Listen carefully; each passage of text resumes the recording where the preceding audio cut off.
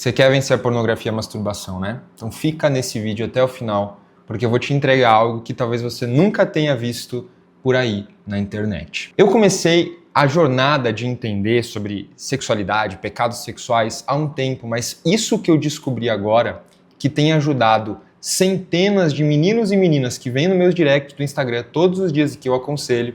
Às vezes as pessoas vêm com os problemas para mim no Instagram que eu falo, meu filho, vai conversar com o seu pastor, que isso não tem o menor cabimento para tentar te aconselhar em nada. Mas tem coisas que eu consigo, e quando a pessoa está com um problema com pornografia é um desses. E eu vejo que isso que eu ensinei para eles, que eu vou ensinar para você aqui hoje, tem um poder redentivo. E não porque é algo místico ou mágico, mas porque é o evangelho aplicado de uma forma sábia.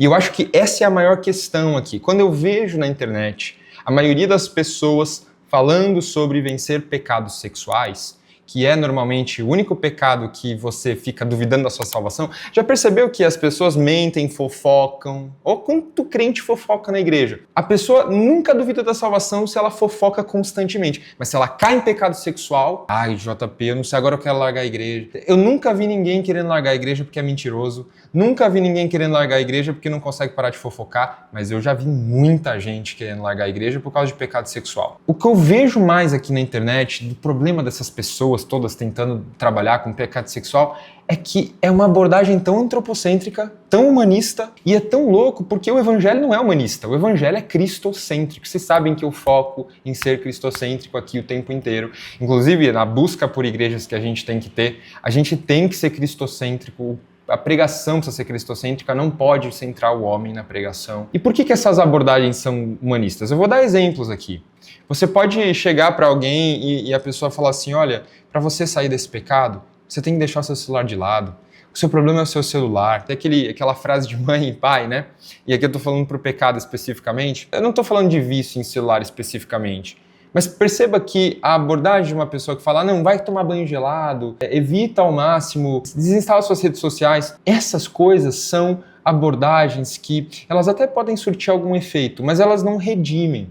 Elas não resolvem a raiz do problema. E é aqui que eu quero conversar com você, porque qual que é a raiz do problema? Se a gente começar a parar para pensar um pouco na Bíblia como uma grande história, ela é uma grande história de redenção na qual Deus está o tempo inteiro falando de uma palavrinha chamada adoração. Você percebe que quando Deus ele chama alguém para si, quando ele salva alguém, a ideia de adoração está sempre muito presente. E, inclusive, o primeiro mandamento, amarás o teu Deus acima de todas as coisas, com toda a tua alma, com todo o teu coração, com todo o teu entendimento. E até antes ele fala, ouve, ó Israel, o Senhor é o único Deus, não há outro Deus além dele. A ideia da primazia de Deus na Bíblia ela é muito forte, muito enfatizada de fato. Então, o que Deus mais está procurando nas pessoas que servem a Ele, você vai ver isso, por exemplo, quando Ele está chamando o povo de Israel para sair do Egito. Ele não simplesmente tira o povo da escravidão do Egito. Ele fala para Moisés que Ele quer que o povo o adore naquele monte. Ele fala, você tirará o povo do Egito para me adorar, para prestar culto neste monte. João 4 narra Jesus falando com aquela mulher samaritana, a mulher do poço, e ele fala assim, olha, vocês adoram o que não conhecem, mas eu digo que os verdadeiros adoradores adorarão o Pai em espírito e em verdade. Ou seja, o tempo inteiro a gente está vendo Deus falando sobre amor e ser amado acima de todos os outros amores. Então, o principal objetivo de Deus, quando Ele está salvando uma pessoa, não é que a pessoa seja qualquer coisa. Ex-viciado em pornografia, ex-viciado em masturbação, ex-praticante de fornicação, ex-viciado em sei lá o quê, ex-mentiroso. Deus está atrás de adoradores. Pessoas que podem ser divididas apenas de duas formas. Aqueles que estão em Cristo e amam a Cristo, acima de todos os outros amores. E aqueles que não estão em Cristo e que não amam a Deus acima de tudo. Então a adoração, que é isso, né, é amar a Deus acima de todos os outros amores, é o foco da fuga desse pecado. E se essa abordagem não for centrada, se eu não te der a resolução do problema a partir da adoração, eu vou estar dando para você uma abordagem humanista. E você vai tentar resolver o problema e a raiz do problema não vai ser resolvida, que é o quê? A adoração. Então eu quero que você entenda, em primeiro lugar, que o problema de pornografia é um problema de adoração. Adoração corrompida. É uma adoração que não é prestada a Deus, mas a si mesmo e aos próprios prazeres. Então a pessoa que cai em pecados sexuais ou qualquer outro pecado, ela tem um problema de adoração, e de adoração consigo mesmo, de ensimesmamento, entronização dos amores que deveriam ser dados a Deus, a si mesmos. Então, no fundo, o que te leva a cair em pecado, e no pecado sexual, que é o tema do nosso vídeo, não é outra coisa senão adoração a falsos deuses, ok? Então, esse é o grande tema do problema, essa é a grande raiz do problema. Ok, JP, eu já ouvi falar disso, tá? Eu já vi vídeos na internet disso. Você não está falando nada novo. Sim, mas o que eu preciso falar a partir dessa grande problemática é que talvez você não tenha ouvido. E foi algo desenvolvido principalmente pelos puritanos ingleses, tem muita coisa bacana nesse sentido quando eles estão falando de santificação, e é um negócio chamado ciclo de crenças. Mas antes da gente falar do ciclo de crenças, eu quero trabalhar a base para essa questão, que eu vou estabelecer uma premissa aqui com vocês, que, aliás, é a mesma premissa que eu estabeleço dentro do Pornografia, Masturbação e Evangelho, que é um curso destrinchado de 5 horas lá dentro do Clube Fé e Razão, em que tem ajudado centenas de meninos e meninas a vencer esse pecado. E o link está aqui embaixo se você quiser, inclusive, acessar. Mas, o que a gente destrincha lá dentro desse curso, né? Basicamente, a ideia de que todo pecado sexual, presta atenção nisso aqui, isso aqui é muito importante, decorre de uma crise com a identidade de Deus, ou com algum atributo de Deus que eu tenha. Marca e grava isso na sua mente, pelo amor de Deus. Todo pecado sexual decorre de uma crise com algum atributo de Deus que eu tenha. Meu Deus, JP, como assim? Isso significa, e calma que a gente vai estabelecer as premissas bíblicas do porquê que eu tô falando isso, que você não tem uma luta maior com você. Sua maior luta não é com você mesmo. A sua maior luta é uma luta com Deus. Quando você entende que a sua maior luta não é uma luta com você mesmo, mas é com Deus, as coisas, meu amigo, mudam de figura. Porque você vai perceber que a mesma coisa que aconteceu com Adão e Eva em Gênesis capítulo 3 é o que acontece com você todas as vezes que você peca. Em algum momento, Satanás entrou com um sermão na sua vida, assim como ele entrou com um sermão para Adão e Eva, para Eva. E esse sermão que você absorveu na sua história, por causa de alguma experiência, alguma situação que aconteceu, você passou a crer incorretamente sobre Deus. Então, qual que é o grande problema da pornografia que tem a ver com adoração? É uma parada chamada incredulidade. É um problema de crença, mas não com crença, qualquer crença. É com uma crença acerca de Deus, ok? E aí o que a gente vai chamar de ciclo de crenças a partir desse texto de Gênesis 3 é basicamente a ideia de que as suas crenças sobre Deus moldam seus pensamentos, que moldam suas emoções, que moldam seus comportamentos. Portanto, seus comportamentos pecaminosos e os não pecaminosos são frutos de questões com Deus, certo? Todo ser humano, você vai adivinhar a partir disso aqui, lida com Deus de uma forma santa ou de uma forma injusta. E todas as vezes que você peca e está lidando com Deus de uma forma injusta, é a mesma coisa que todo mundo lida. Não o mesmo atributo necessariamente, mas é o mesmo mecanismo. Todo mundo está em luta com Deus. Gênesis capítulo 3, você vai perceber que quando Satanás está conversando com Eva, o que ele faz para pecar? E a gente está vendo aqui o mecanismo da tentação, de como funcionou para Eva cair no discurso do diabo. Quando a gente está falando de mentira, a gente está falando de uma narrativa. E ele conta uma narrativa para ela. Olha, é verdade isso mesmo que Deus disse? Então ele começa a questionar as bases da palavra de Deus no coração de Eva. A palavra de Deus começa a ser questionada. E no fundo, o que se tem ali é uma crise com a identidade de Deus. Satanás, e eu pego depois o capítulo 3 de Gênesis para você meditar, porque a gente não tem tanto tempo para discutir aqui. Mas o que ele está fazendo primordialmente é fazendo um discurso para que Eva acredite que Deus é mentiroso. Porque o que ele está falando ali é que ele sabe que vocês não morrerão. Mas eles morreram, tanto espiritualmente quanto fisicamente, né? Houve essas duas consequências. O salário do pecado é a morte. E aí tem um aspecto espiritual da coisa, mas também físico. Então é uma questão muito sutil do discurso, mas que quando Eva entronizou e creu nesse discurso, Deus é mentiroso, ele está mentindo pra gente. Então eu vou tomar do fruto, porque a gente não vai sofrer essas consequências que ele está falando. Ela desobedeceu, tomou do fruto e comeu. E por que eu quero que você entenda isso? Porque para analisar a sua crise com Deus, você vai precisar olhar um pouco para a sua história. Então a sua história é importante para entender, porque a sua história tem uma relação com essa história de Gênesis 3, porque a nossa história está dentro dessa grande história da redenção, certo? E na sua história aconteceu alguma coisa, algum discurso entrou no meio dela que te faz ter dificuldade de confiar em Deus. em algum atributo dele. Pode ser na bondade de Deus, pode ser no amor de Deus, pode ser no cuidado, na providência. Por exemplo, eu pego alguns casos que eu vou aconselhar lá no Instagram e alguns meninos falam que têm dificuldade de crer que Deus ama eles. A gente chega nessa crença a partir de algumas experiências que fizeram com que o coração deles tivesse essa crise de fé, de fato, diante do fato de que Deus ama. E aí, quando você descobrir na sua história o que te faz ter crise com Deus, qual é a sua luta com Deus, é que você vai conseguir a redenção desse problema. Eu destrincho isso muito bem lá dentro do curso. Aqui a gente não tem tanto tempo para falar, mas eu te convido a fazer essa reflexão. A partir desse vídeo aqui, então, eu vou te dar um exemplo, ok? De uma história de uma pessoa para você imaginar na sua casa. Não é uma coisa tão rápida, você vai ter que orar para pedir para o Espírito Santo te direcionar, falar: Espírito Santo, me ajuda a entender qual é a minha crise com Deus, qual é o atributo de Deus com qual eu luto no meu coração, para crer que é verdadeiro. É o amor de Deus. Será que eu duvido que Deus me ama? E eu vou te dar uma dica para descobrir isso. Normalmente, os pensamentos que você nutre a seu respeito são derivados dessas crenças. Então vamos supor que você seja uma pessoa que se sente muito rejeitada na vida. E o que te leva à pornografia na sua mente, inicialmente, cara, eu me sinto muito solitário, muito carente. A pornografia é uma espécie de consolo para mim. Eu identifiquei que a função da pornografia, então você sempre vai identificar uma função ali, sempre vem quando eu tô triste, emoções, lembra do ciclo? E eu me sinto um lixo, me sinto só, né? Então os pensamentos que vêm muito são esses: eu não me sinto amado, né? Eu não me sinto querido. Por exemplo, nesse caso, se ninguém me ama é o pensamento mais frequente da vida dessa pessoa, então Deus não me ama é a resposta da crença. Nem sempre a pessoa chega tão rápido, tá? É o que eu falei.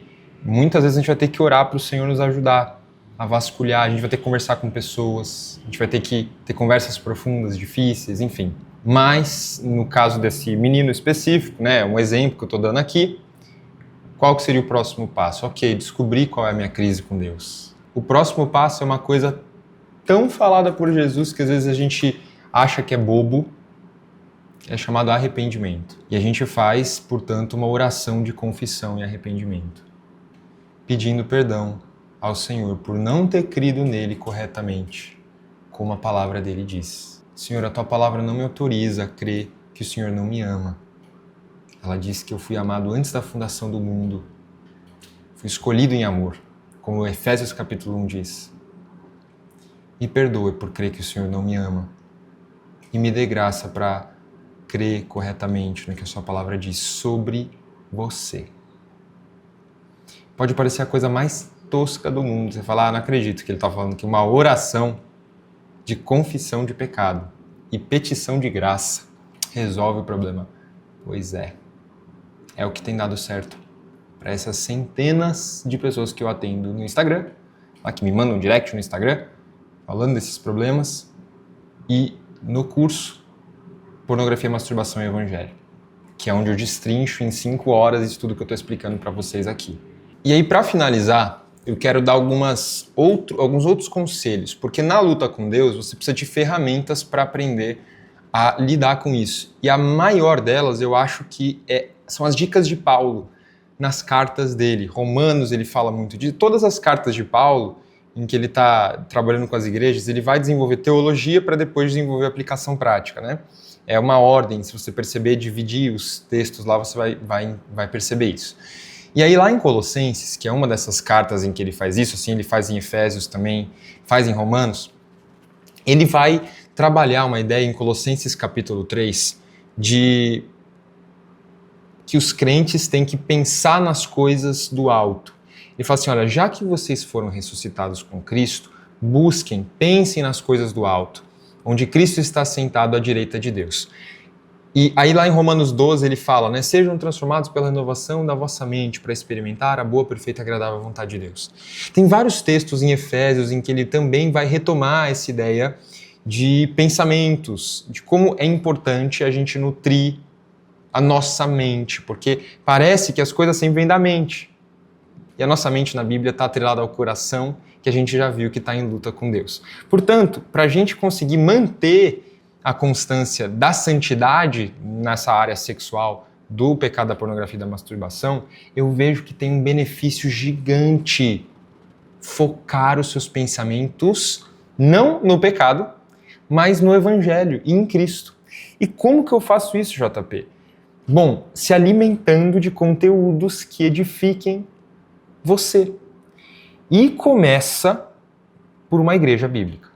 Se você está numa igreja antropocêntrica, se você está numa igreja de evangelho coach, de evangelho da prosperidade, esquece, vai ser muito mais difícil você se manter em santidade, porque você não vai ouvir o evangelho, você vai ouvir o tempo inteiro afagamento de ego, triunfalismo de vida, o homem sendo centrado. Você acha que você vai conseguir redenção dessa forma? Né? Você pode até conseguir de alguma forma graciosa e misericordiosa de Deus por outros meios, não pela sua igreja. Mas se você não tem uma igreja bíblica, cristocêntrica, esse tem que ser o alvo da sua procura esse ano. Não tem como ficar sem igreja bíblica e cristocêntrica. Igrejas com pregação fiel do evangelho. Cristo centrado na pregação. Evangelho centrado na pregação.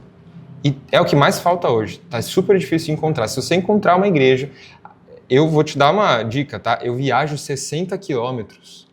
Graças a Deus eu tenho o privilégio de ter carro, talvez você não tenha, mas eu conheço irmãos que moram distante, vão de ônibus, inclusive, de trem para a minha igreja, que São Paulo tem essas facilidades.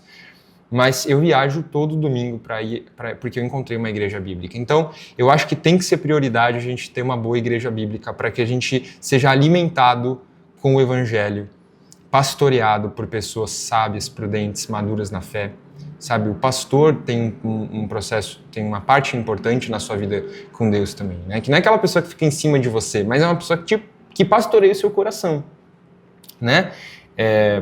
Segunda coisa, ter amizades cristãs, para reforçar as crenças verdadeiras acerca de Deus, para que você tenha pessoas que te impulsionem a amar a Deus e a buscar as coisas do alto, e não ficar com os pensamentos errados sendo nutridos no seu coração, para que as suas crenças sejam todas distorcidas por evangelhos falsos, por amizades que te influenciam para o mal. E em terceiro lugar, e não quer dizer que você não possa ter amigos não cristãos, eu só acho que os amigos cristãos são aqueles para quem a gente tem que contar de fato as nossas questões, né, lidar com questões mais profundas. Eu acho que amizades não cristãs, a gente tem que tomar mais cuidado. Agora, outra coisa, consumir conteúdos na internet. Quem você segue? Quais são as coisas que você vê no Instagram, no Reels, no YouTube aqui? Quem que você segue? O que você mais escuta?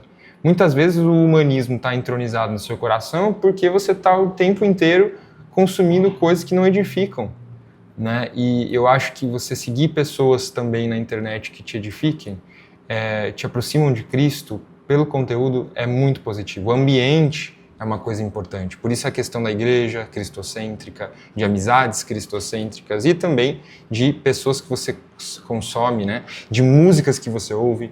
Poxa, eu não estou sendo aqui contra músicas que não falam de Deus. Eu amo John Mayer, por exemplo, todo mundo sabe, né? Eu sou fascinado. Eu escuto John Mayer também. Mas as músicas, quando eu escuto louvores, e eu escuto, acho que até mais, eu gosto muito de Projeto Sola, IP Alpha, gosto de Shane também, pra caramba.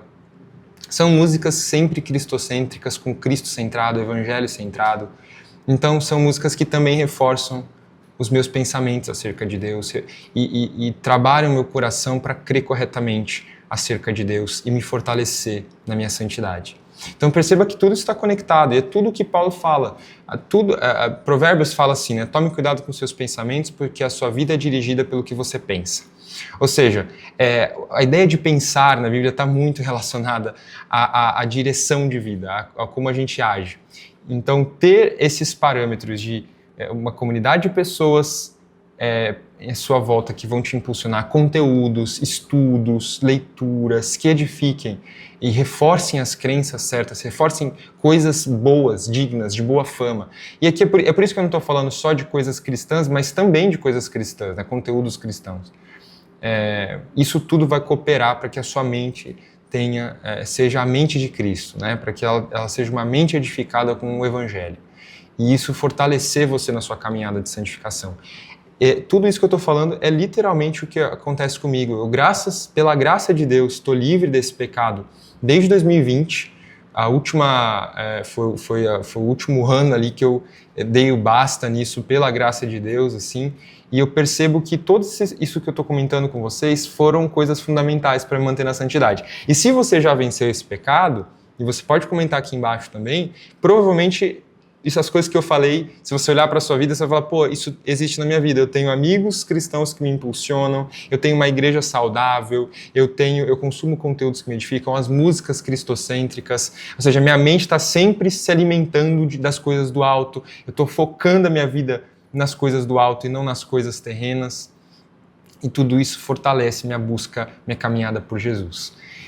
A leitura, o devocional, poxa, a gente fez outro vídeo aqui incrível, se você quiser assistir também sobre devocional, para conhecer mais a Deus, se aprofundar no seu relacionamento com Deus e mudar até a sua oração. A gente falou lá que a palavra muda a nossa oração. Eu espero que esse vídeo tenha falado ao seu coração. E por último, lembre-se, sua maior luta não é com você mesmo. Sua maior luta é com Deus. E você só vence quando é vencido por Ele, na palavra dele. Fica aqui o link embaixo para você que estiver interessado em se aprofundar mais sobre esse tema, e eu espero, do fundo do meu coração, que esse vídeo tenha sido uma aplicação prática do Evangelho que pode te ajudar a vencer esse problema grande que tem afetado a nossa geração. Que Deus te abençoe, um abraço e até o próximo vídeo.